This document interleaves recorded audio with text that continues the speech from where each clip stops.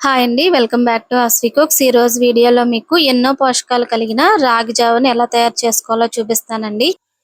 ఈ రాగి జావను రోజుకొక గ్లాస్ తాగితే అలసట, నీరసం ఉండదు.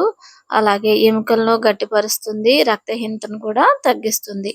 దీన్ని తయారు చేయడం చాలా సులువండి. ఈ రాగి జావ తయారీ కోసం ఒక బౌల్ తీసుకుని 4 స్పూన్ల వరకు రాగి పిండిని వేసుకోండి. ఇక్కడ నేను ఈ రాగి జావను ఇద్దరికి సరిపోయే విధంగా చేస్తున్నానండి. ఒక అర గ్లాస్ వరకు నీళ్లను పోసుకుని ఈ రాగి పిండిని ఉండలు లేకుండా బాగా కలుపుకోండి. పిండిని ఇలా కలుపుకుని దీన్ని పక్కన పెట్టుకుందాము. ఇప్పుడు స్టవ్ ఆన్ చేసి ఒక గిన్నెను పెట్టుకుని 2 గ్లాసుల నీళ్లను వేసుకోండి. ఈ నీళ్లను బాగా మరగనివ్వాలి.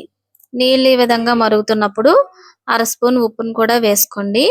మనం ముందుగా కలిపి పెట్టుకున్న రాగి పిండిని కూడా వేసుకోవాలి. గరిటతో ఈ విధంగా కలుపుకుంటూ ఉండాలండి, లేదంటే ఉండలు కడుతుంది. ఇలా కంటిన్యూస్ గా కలుపుతూనే ఉండాలి. ఈ రాగి జావ కాస్త పొంగుతుందండి.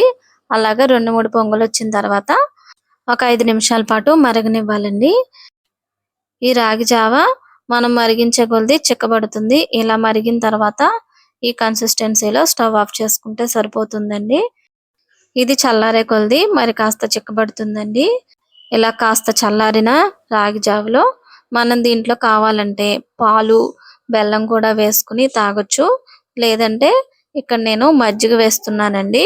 కాస్త మజ్జిగ వేసుకుని ఒక గ్లాస్ తాగితే శరీరంలో అలసట, నీరసం అనేది ఉండదండి. రోజంతా కూడా చాలా ఎనర్జీగా ఉంటారు. మన ఛానల్లో రాగి పిండి, బెల్లంతో తయారు చేసే హెల్దీ స్వీట్ అయిన రాగి తోఫాని ఎలా తయారు చేయాలో వీడియో అయితే ఉందండి. అది కూడా తప్పకుండా ట్రై చేసి చూడండి. ఇక్కడ మనకు కమ్మని రాగి జావ అయితే తయారైందండి. పిల్లలకు చిన్నప్పటి నుంచే ఇలాంటి రాగి జావను అలవాటు చేస్తే ఆరోగ్యానికి చాలా మంచిదండి. తప్పకుండా ఈ విధంగా మీరు కూడా ఒకసారి ట్రై చేసి ఎలా వచ్చిందో కామెంట్ చేయండి. ఈ వీడియో కనుక మీకు నచ్చినట్లయితే మీ ఫ్రెండ్స్ కి, రిలేటివ్స్ కి షేర్ చేసి ఛానల్ ని సబ్స్క్రైబ్ చేసుకోండి. మరొక మంచి రెసిపీతో మళ్ళీ కలుసుకుందాం. Thank you for watching.